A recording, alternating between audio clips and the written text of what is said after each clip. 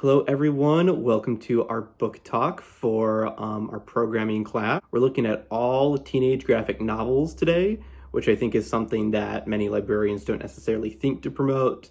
So hopefully we can find some that teens in your area would enjoy. Don't you agree, Banana? All right, first book we're going to look at is New Kid by Jerry Craft, illustrated by him too. So New Kid is about Jordan Banks, seventh grader who transfers from his public school in New York City to a neighboring wealthy private school called Riverdale Academy. Jordan has to deal with all the baggage that being the new kid at the academy entails, making new friends, dealing with bullies, unsupportive, and very not understanding teachers. Jerry Craft is very good about nailing the way that middle schoolers speak and act, what they're interested in, what embarrasses them, what they find funny. The book is also extremely hilarious. That moment for me that really illustrates both the poignant message and kind of the humor that Jerry Craft brings to it. Is a point in which two of his friends go to a bookstore for like a Secret Santa gift, and the clerk offers them what is supposed to be a parody of like Monster or like Freedom Riders, saying like, oh, they'll understand it so much because they're black and go to a poor school. And the kids are like, my dad's a CEO of a Fortune 500 company. Book is really, really enjoyable. I really highly recommend it for anyone, teachers or students alike. There's a reason that it won the Newbery Medal. It's incredibly funny, but also incredibly poignant and a very much needed story. And it also has a bunch of other sequel series too, featuring the other characters. I know he has another one called Class Act as well. So Jerry Craft has a lot of material to pull from.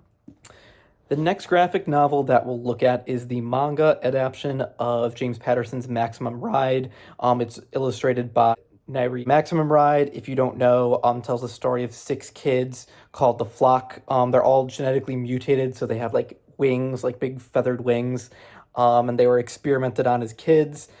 They kind of live isolated in a cabin from the government agencies and the secret lab that's hunting them. And eventually they get attacked and their youngest member, Angel, gets kidnapped, and so they go on like a cross-country journey to try to save her. If it sounds a little bit like the X-Men, that was definitely one of James Patterson's influences. James Patterson's style of writing really lends itself to action, to like the 4-panel format.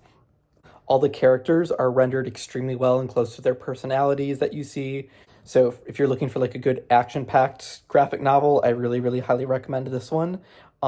It also has multiple other books in the series too. I believe specifically the manga adaptation did not finish like all the way through the entire Maximum Ride catalog, but there is an ongoing graphic novel. So it's not manga style, it's just a graphic novel that is also being in the progress of being written as well. I really, really enjoyed it.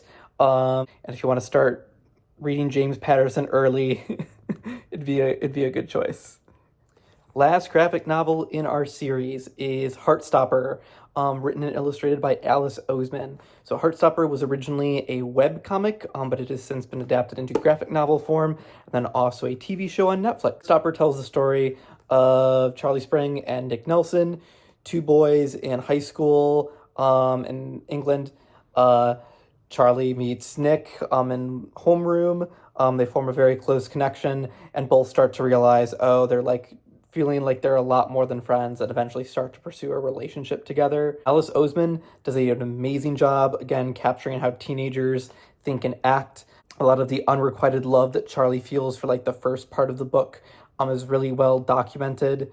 I also think like Alice Oseman just understands the like bi panic, quote unquote, on a deep spiritual level. There's an entire point where Nick, after like understanding that he's having feelings for Charlie, goes on a Google spree and takes these BuzzFeed quizzes about how do I know if I'm gay or not. Like, it's incredibly relatable. It cuts a little too close almost. I recommend this most for like the higher high school grades, just because as the series goes on, it develops into like more and more mature themes. But again, has plenty of graphic novel material. There's 5 currently published with a 6th and final one on the way sometime within the next 2 years.